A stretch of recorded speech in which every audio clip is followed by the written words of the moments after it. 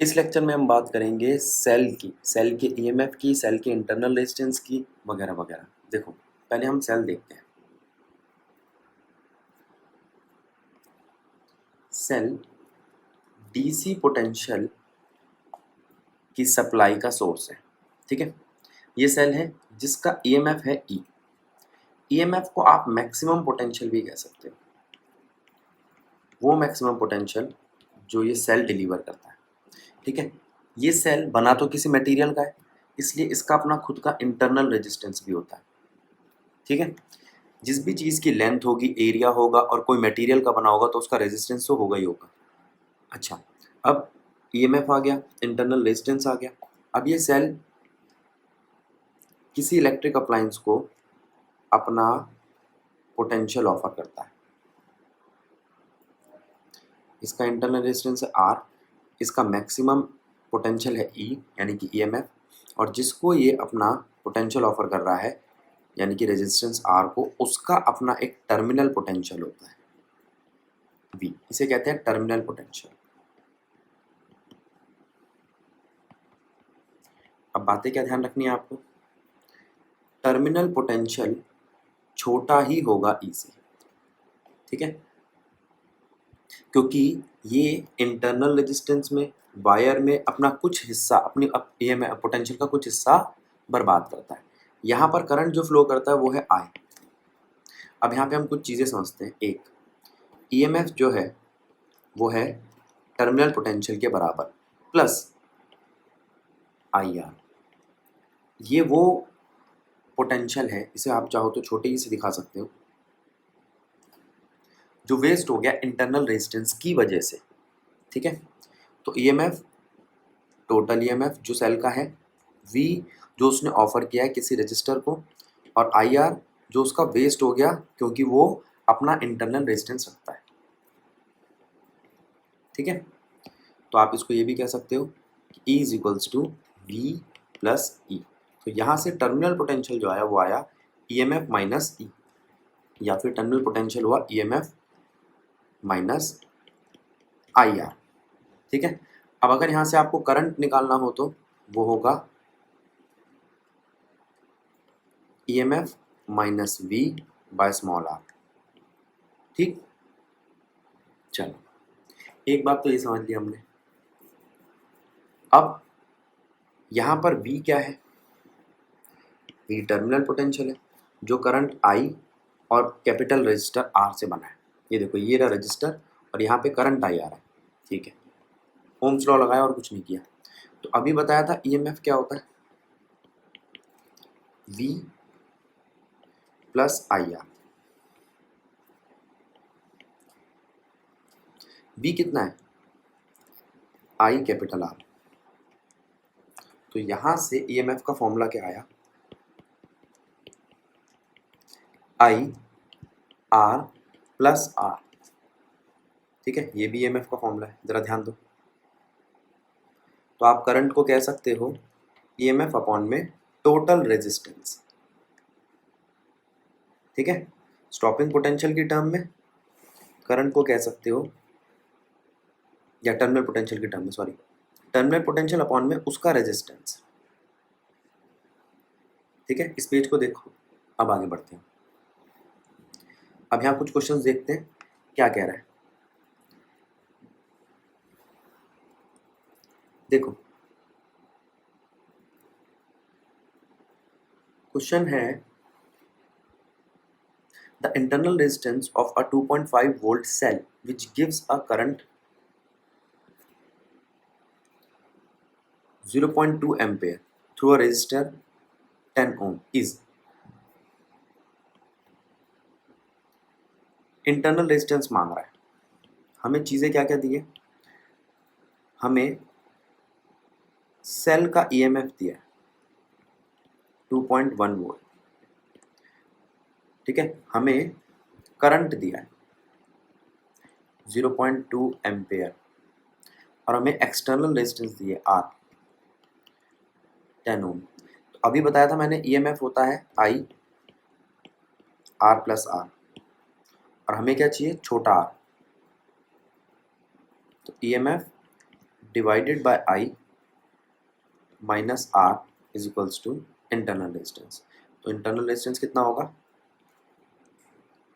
EMF कितना है 2.1, current कितना है 0.2 माइनस 10, ठीक है।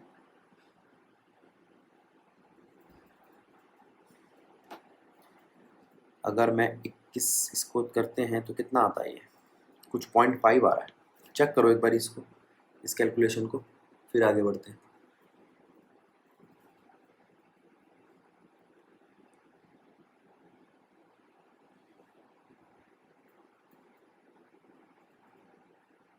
अगला क्वेश्चन देखते हैं।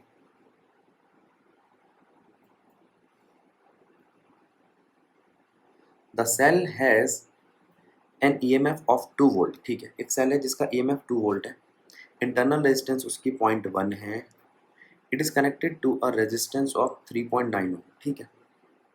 The voltage across the cell will be, देखो भाई यहाँ पे आपको ईएमएफ दिया है 2 वोल्ट, इंटरनल रेजिस्टेंस दिया है 0.1 ओम, बाहर एक एक्सटर्नल रेजिस्टेंस दिया 3.9 ओम, ठीक है, ठीक है। अब वो कहता है हमारे पास एक फॉर्मूला है E is equals to V plus I R. वो मुझसे यहाँ पर V मांग रहा है, तो V कितना हो जाएगा E माइनस आई आर। तो वो कह रहा है बताओ जो सेल है उसका टर्मिनल पोटेंशियल कितना होगा। भाई सेल ने पहले तो बर्बाद किया, ये उसको माइनस कर दो। ईएमएफ कितना था 2 वोल्ट, वो पूरा 2 वोल्ट तो होगा नहीं, उसमें से माइनस होगा आई आर। अब मेरे पास आई ऊपर क्वेश्चन में कहीं दिया नहीं है, आई मुझे निकालना पड़ेगा। अगर मैंने आई निकाल लिया और उसको मल्टीप्लाई कर दिया इंटरनल रेजिस्टेंस 0.1 ओम से, तो मेरा काम चल जाएगा। अब आई कैसे निकाले, आई निकालने का क्या तरीका है पहले उसको देखते हैं। अभी थोड़ी देर पहले हमने बताया था कि ईएमएफ होता है आई आर प्लस आर, तो यहाँ से आई आ जाएगा आपका ईएमएफ अपॉन में आर प्लस आर। आई कितना आएगा, ईएमएफ कितना है 2, आर कितना है 3.9 प्लस 0.1, ठीक है। तो सॉल्व करने पे तो ये 0.5 दिख रहा है, 2/4 चेक कर लेना। अब 0.5 को यहाँ रखो, कितना आया 2 माइनस 0.05। देखो इसके अपॉन में 10 आएगा, इसके अपॉन में 10 आएगा, इसलिए 0.05, तो ये कुछ 1.95 आएगा। चेक करते हैं ऑप्शन में है,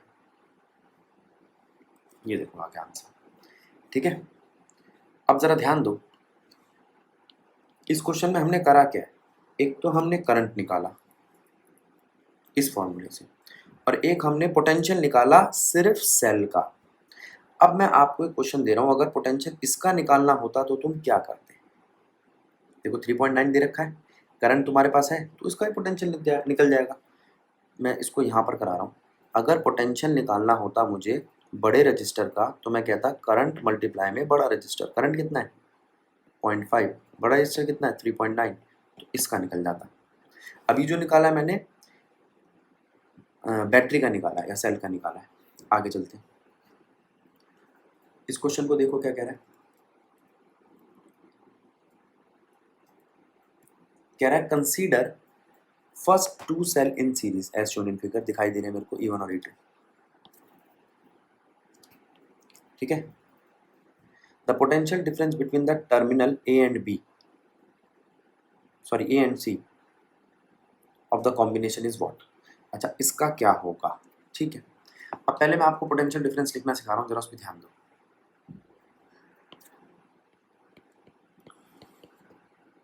potential difference across AC is equals to potential difference जो A पर है माइनस पोटेंशियल डिफरेंस जो C पर है।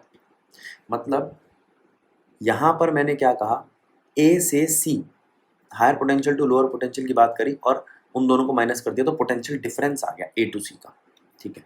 अब पोटेंशियल ए है मेरे पास नहीं, क्योंकि बीच में पॉइंट बी भी है।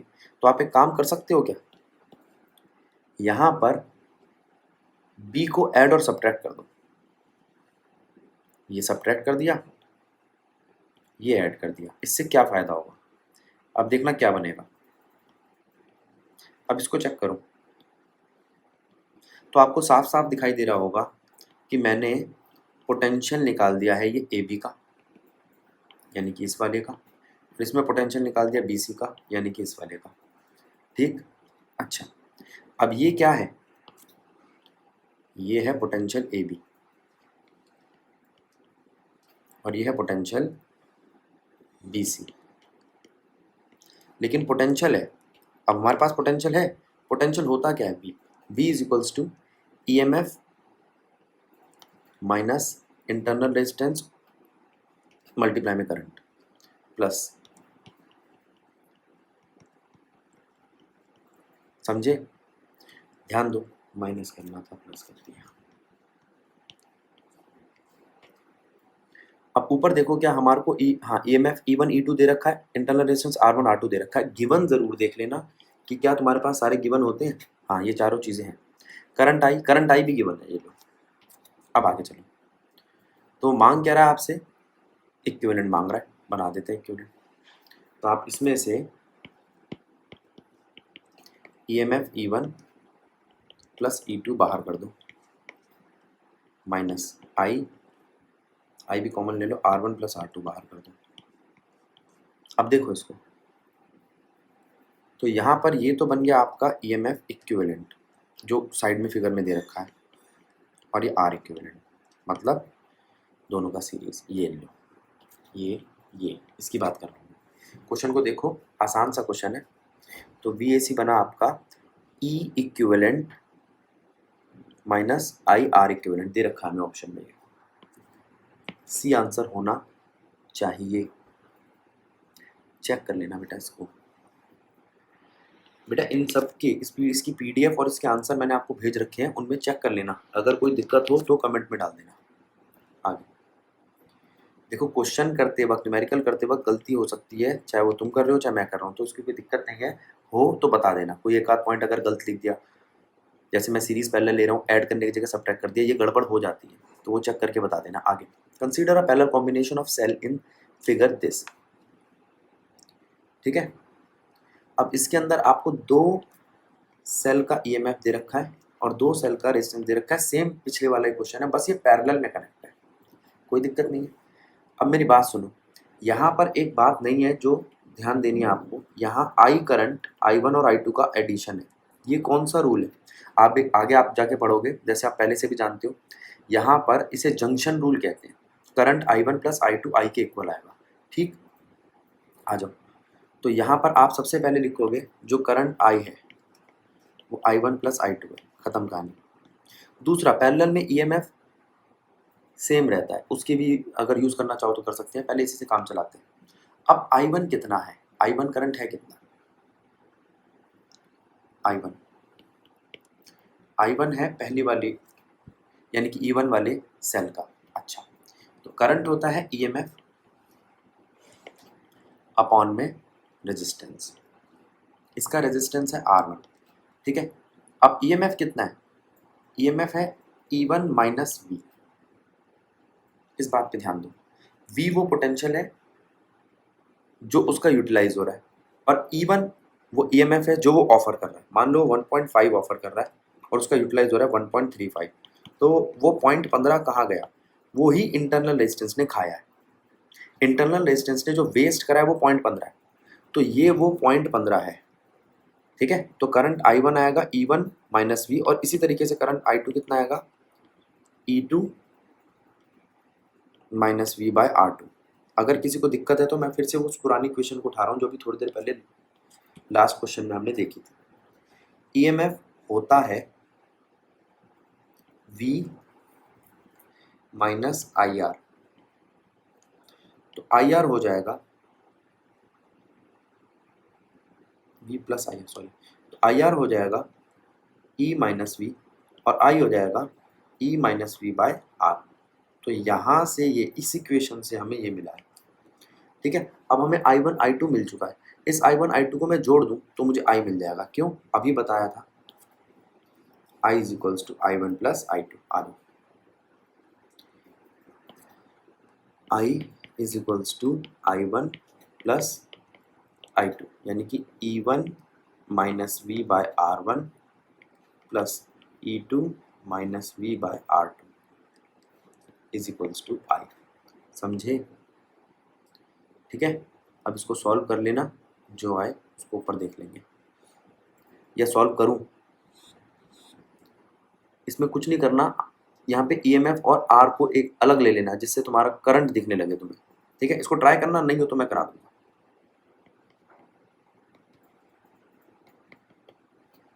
आगे देखते हैं अगला question. It is possible that any battery has some constant non zero value. अच्छा, कोई ऐसी बैटरी है जिसका EMF है, value of EMF, but the potential difference is zero. हाँ, पोटेंशियल डिफरेंस इसका जीरो करने के लिए मैं इसके सामने एक उल्टी बैटरी लगा सकता हूँ, आइडेंटिकल बैटरी। तो वो कह रहा है नॉट पॉसिबल, नहीं पॉसिबल है। Yes if another identical battery is joint in series. Series नहीं, इसे सीरीज नहीं कहते, इसे या तो आप पैरेलल कह सकते हो या कह सकते हो ऑपोजिट सीरीज, ऑपोजिट साइन के साथ सीरीज में। ठीक है, तो तीसरा, yes if another identical battery is joint opposition. ये ऑपोजिशन का मतलब वही है, ऑपोजिट इन सीरीज, तो इसका ऑप्शन सी होगा। ध्यान देना, अगर एक और बैटरी इसके साथ सीरीज में लगा दी जाती तो EMF कैंसिल नहीं होता, जुड़ जाता। याद रखो, ये EMF सब्ट्रैक्ट होते हैं, अगर मैं E1 E2 लिख दूं तो, और ये ऐड होते हैं।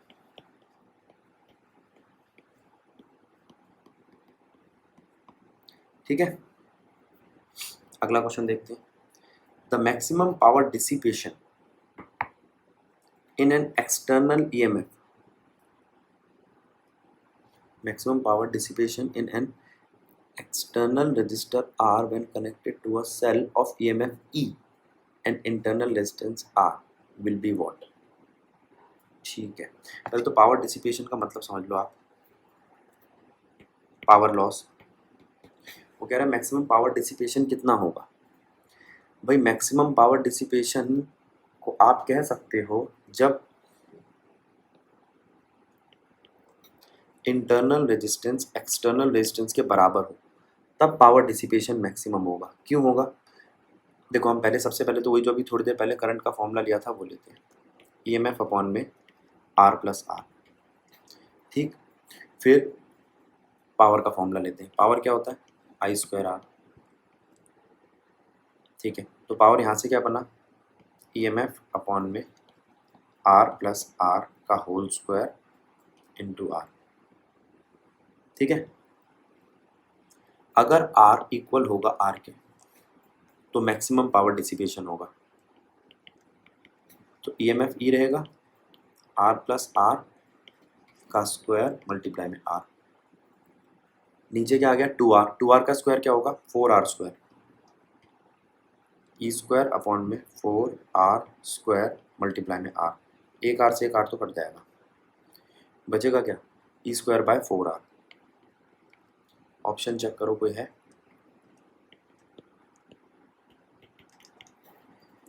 E square by 4R। अब देखो नीचे सारे छोटे R दिए, लेकिन हमें इससे परेशान होने की ज़रूरत नहीं है। क्यों? क्योंकि हमने छोटे R को बड़े R के बराबर ले लिया। यहाँ लिख दो, but small r is equals to capital R, that is P max is equals to E square by 4 small r।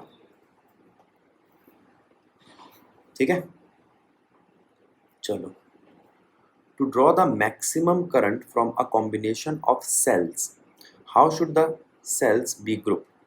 Maximum current draw करने के लिए सेल्स को किस तरीके से अरेंज करना चाहिए। देखो, हमारे पास ऑप्शंस है, सेल को लगाएं हम पैरेलल में, सीरीज में, ग्रुप में, तो सबसे पहले तो आपको पता होना चाहिए सेल अगर सीरीज में लगाए तो क्या होगा, उनका ईएमएफ जुड़ने लगेगा और करंट कांस्टेंट रहेगा। पहला पॉइंट, सीरीज में करंट कांस्टेंट रहेगा, ठीक है। दूसरा पॉइंट, अगर आप सेल्स को पैरेलल में लगाते हो तो ईएमएफ एक का बनेगा। मान लो 5 सेल लगाए पैरेलल में तो ईएमएफ एक ही का काउंट होगा, तो इसमें तो फायदा नहीं होगा, सीरीज में तो बढ़ के मिल रहा है हमें। मिक्स में वही, अगर पैरेलल में लगाओगे तो फायदा नहीं है, सीरीज में लगाओगे तो फायदा है। तो मैक्सिमम अगर आपसे कोई मांगे तो सीरीज होगा।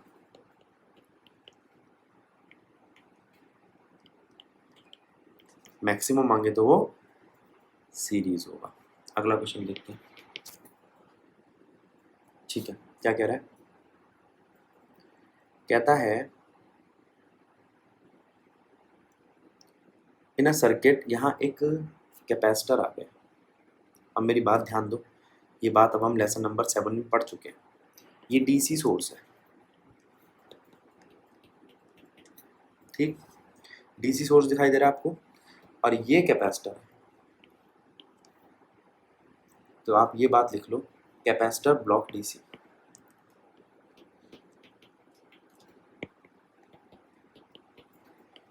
डायरेक्ट करंट अगर ब्लॉक कर देगा तो ये पूरी की पूरी जो यहाँ पे लाइन है, पूरा का पूरा सेक्शन काम का ही नहीं रहेगा। इसका मतलब ये वाला रजिस्टर भी काम का नहीं रहेगा, ठीक है, हटा दो। अब जो नया सर्किट बनकर आया हमारे सामने, पहले उसको बनाते हैं फिर क्वेश्चन को देखते हैं। तो इसका मतलब ये, वो क्वेश्चन पढ़ने से पहले ही हमें एक चीज़ पता चल गई कि इस सर्किट का कौन सा हिस्सा खराब है। अब ये और ये रह गए हैं, ठीक है। अब क्वेश्चन सुनते हैं क्या कहता है। In a circuit shown the cell is an ideal with EMF 10 volt, ठीक है। अगर सेल आइडियल है तो उसका मतलब उसका इंटरनल रेजिस्टेंस नहीं है। ध्यान दो, अगर सेल आइडियल है तो उसका इंटरनल रेजिस्टेंस 0 है। तो इसका मतलब ध्यान रखना, कोई सेल आइडियल नहीं होता, अगर आपको कभी कोई कंसेप्चुअल क्वेश्चन आ जाए। दूसरा, the potential difference across the capacitor is, potential difference क्या होगा अक्रॉस द कैपेसिटर। अच्छा ठीक है, पहले हम यहाँ पे टोटल रेजिस्टेंस निकाल लें। यहाँ पे और फिर करंट निकालेंगे। करंट वहाँ से जाएगा नहीं, लेकिन उसका पोटेंशियल होगा अपना। देखते हैं क्या आता है। पहले यहाँ पे हम टोटल रेजिस्टेंस देखते हैं, कौन कौन से आपको सीरीज और पैरेलल में दिखाई दे रहे हैं। ये दोनों तो सीरीज में दिखाई दे रहे हैं, मैं लोग को मार कर बड़ा करता हूँ। ये देखो, आर और आर सीरीज में दिखाई दे रहे हैं, तो अगला सर्किट क्या बन जाएगा, ये 2R जो पैरेलल में है एक आर के साथ, तो 1/2R प्लस 1/R, 1 + 2, तो बनेगा 2/3R। ये इस कॉम्बिनेशन का है। अब 2/3R जो है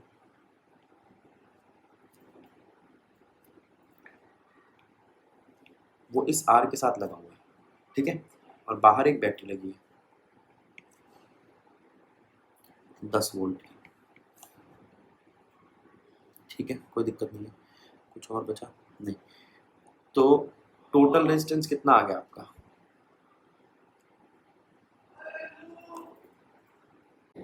ठीक है। तो यहाँ पे इक्विवेलेंट रेजिस्टेंस कितना दिखाई दे रहा है, 2/3R प्लस R, ठीक है। तो ये कितना दिखाई देगा आपको, 2R plus 3R by 3, 5/3R,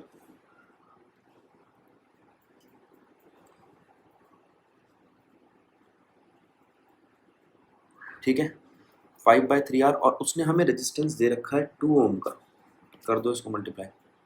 R equivalent कितना है, 5/3 मल्टीप्लाई में 2, 10/3R, 10/3 ओम। करंट क्या होता है हमारा, करंट होता है ईएमएफ अपॉन में रेजिस्टेंस। ईएमएफ कितना है हमारा 10 वोल्ट की बैटरी, और आर अभी निकाला 10/3, तो करंट कितना आ गया 3 एम्पेयर। चलो करंट तो आ गया 3 एम्पेयर।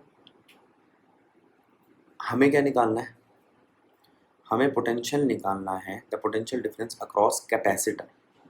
ठीक है, अब आप कहेंगे कि यहाँ पे ए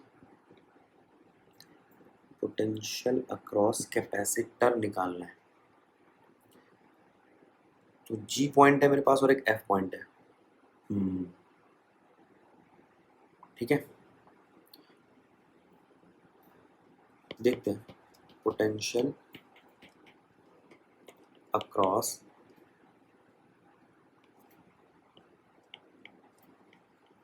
कैपेसिटर। 2 पॉइंट पकड़ रहा हूँ मैं, जी और एफ। अब देखो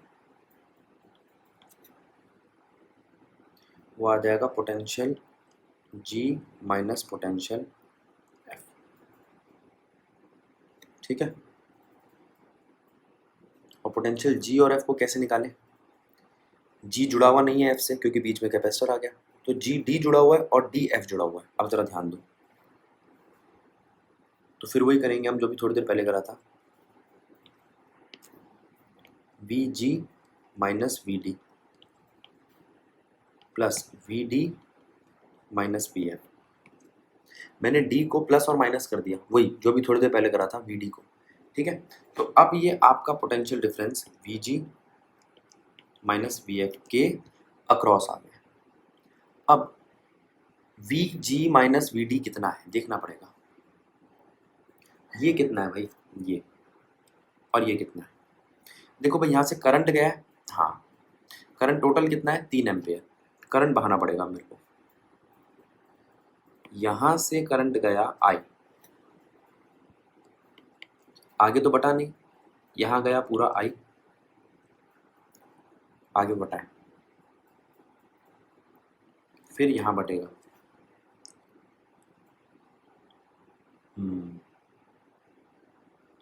अब आपको ये समझना है, ये जो ए बी जी डी है इसमें कितना करंट फ्लो कर रहा है, टोटल कितना करंट था 3 एम्पेयर।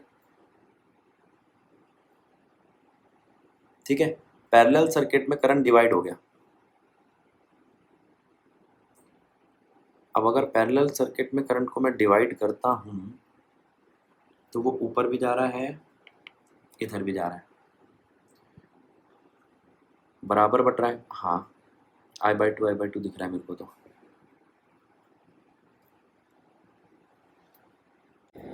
ठीक है, तो ये पैरेलल करंट को बांटने के लिए हम एक काम करते हैं, पहले इसको एक नए सर्किट में बनाते हैं।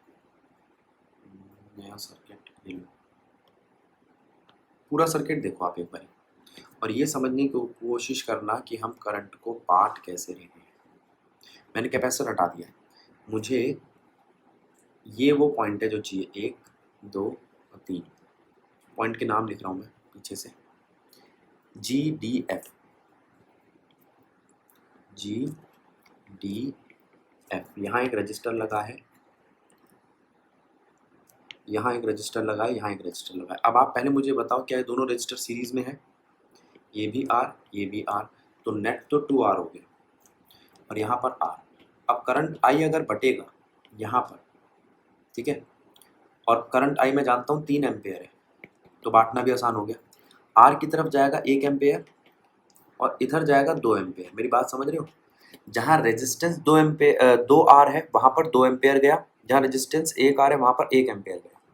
बढ़ गया ना, काम हो गया। और यहाँ पर कितना आएगा वापस, यहाँ तो जुड़कर आएगा 3 एम्पेयर।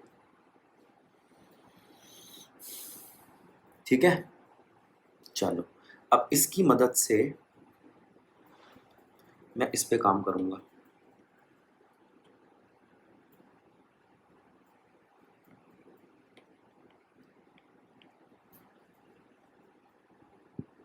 देखो पोटेंशियल क्या होता है, करंट, इस करंट को नाम दे दो जी डी, ठीक है। इस करंट को नाम दे रहा हूँ मैं I1 और इस करंट को नाम दे रहा हूँ मैं I2। I1 मल्टीप्लाई में उसका रेजिस्टेंस किसका, GD का, प्लस I2 मल्टीप्लाई में उसका रेजिस्टेंस इसका DF का, और DF का रेजिस्टेंस कितना है 2। I2 नहीं, फिर इसको I3 नाम दो, I हो गया तो I2 I3 क्यों जुड़ गए, I हो गया। तो I1 कितना था, I1 था 2 एम्पेयर,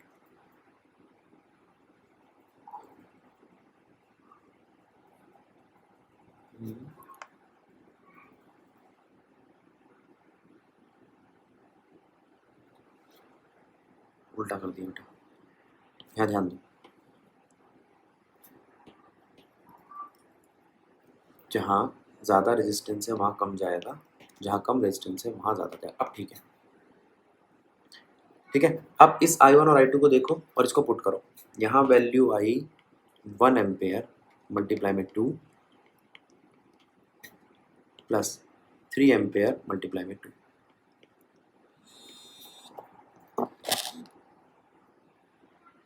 ठीक है। तो 2 प्लस 6 8 वोल्ट आ रहा है। चेक करते हैं कोई ऑप्शन दिया है, दिया है। अच्छा क्वेश्चन है, इसमें ध्यान क्या देना है, एक बार फिर से सुन लो पूरा क्वेश्चन। सबसे पहले यहाँ से करंट गया और डिवाइड हुआ, यहाँ पर आगे भी जाता, लेकिन वो यहाँ से घूम के वापस आ गया। अगर पोटेंशियल कोई आपसे मांगे GHF का, तो आपने G से F तक का निकालना था, तो आपने G से D और D से F का निकाला, G से D और D से F का।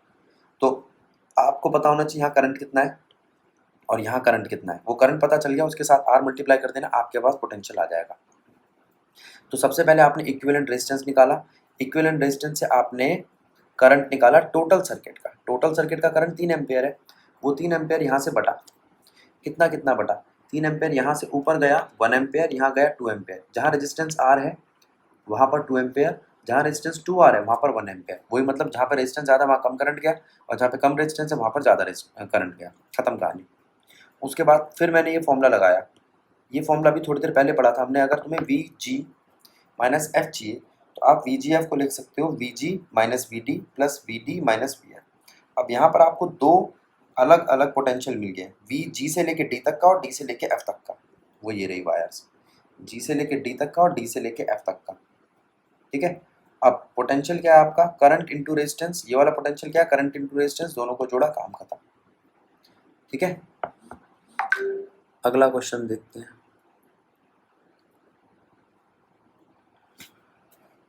कहता है two resistors 400 ohm and 800 ohm are connected in series with 6 volt battery, ठीक है। The potential difference measured by the voltmeter of 10,000 ohm across 400 resistance is what। चलो ठीक है, तो पहली बात तो जो पोटेंशियोमीटर है वो 400 ओम पे लगा हुआ है, साइड में एक और है 800 ओम, ठीक है। अच्छा, तो अभी मैं पहले सबसे पहले इसको सॉल्व करूंगा, क्योंकि इसका भी रेजिस्टेंस दिया हुआ है 10,000। तो आप कहो पहले 1/R पैरेलल निकाल लो, 1/400 प्लस 1/10,000, ठीक है। तो वो कितना सॉल्व होकर आएगा, बड़ा कठिन काम है ये तो। चलो 400 इंटू 10,000 और 4,000 प्लस 10,000, ठीक है। ये आया आपका 1/RP, यहाँ से RP आएगा,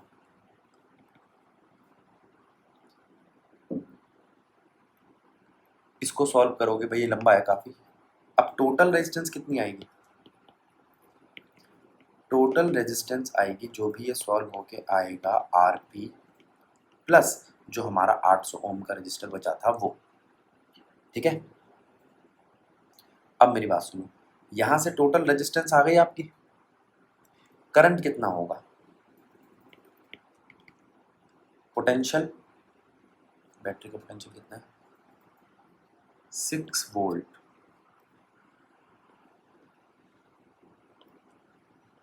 डिवाइडेड बाय टोटल रेजिस्टेंस, इसको मैं RT लिख रहा हूँ। आ गया, एक काम हो गया, आपका करंट आ गया। वो कह रहा है पोटेंशियल अक्रॉस वोल्ट मीटर। अब मेरी बात सुनो, पोटेंशियल अक्रॉस वोल्ट मीटर कितना होगा? वो होगा करंट मल्टीप्लाई में वो रेजिस्टेंस जो अभी हमने निकाला था पैरेलल में। ठीक है,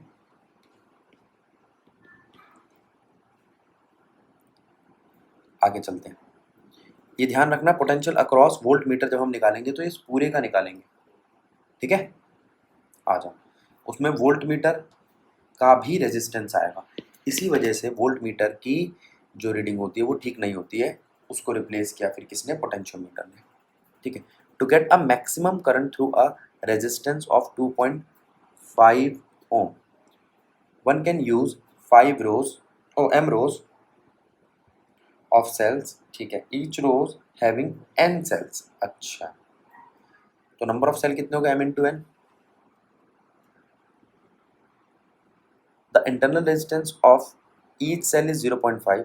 ठीक है, what are the value of m and n if total is 20। अच्छा, जरा ध्यान दो, यहां पर m तो रोज है और हर रो में n है। इसको क्या बोलूं? हर रो में n सेल्स है इन ईच रो। तो टोटल नंबर कितने हो गए? n इंटू m, 20 आ रहा है। ठीक है, अच्छा, अब मैक्सिमम करंट निकालना है, तो मैक्सिमम करंट के लिए क्या फॉर्मूला लगाएं? यहां पर 2.5 ओम रेजिस्टेंस है, R इक्विवेलेंट कितना है? 2.5। अब R इक्विवेलेंट कैसे निकालोगे? यहां पर जो रोज है वो होंगी 1/R करके। ठीक है, चलो देखता हूं मैं। 1/R equivalent is equals to 1/NR। ये R एक का है, 1/NR plus 1/NR up to M time, तो M/NR आना चाहिए। ठीक है, 1/R इक्विवेलेंट। मैं बताता हूँ क्या किया है मैंने। ये एक लाइन है, ये दूसरी लाइन है, ये तीसरी लाइन है, ये सब पैरेलल में। ये एक रो, दो रो, तीन रो सारी पैरेलल में। ठीक है, तो m रोज थी तो मैंने M/NR कर दिया। तो यहाँ से R इक्विवेलेंट क्या दिखाई दे रहा है आपको? NR/M। सबसे पहले तो ये समझो, और R इक्विवेलेंट कितना? 2.5। एक का रेजिस्टेंस दिया, हाँ 0.5।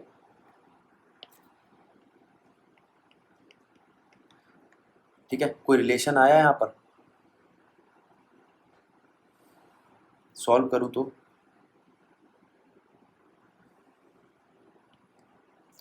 5 पे कट रहा है,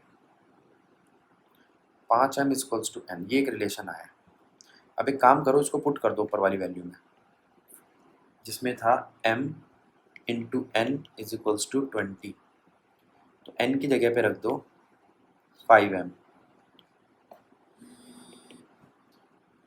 इज इक्वल्स टू 20। ठीक है, तो यहाँ से 6m इज इक्वल्स टू 20 आ गया। 6m क्यों? 5m का square, 5m square is equals to 20। तो m कितना आया? m square is equals to 4। m आ गया आपका 2, और अगर m 2 है तो n कितना हो जाएगा? 10। यही पूछा उसने, m2 and 10, ऑप्शन दिया हुआ है ए। ठीक है,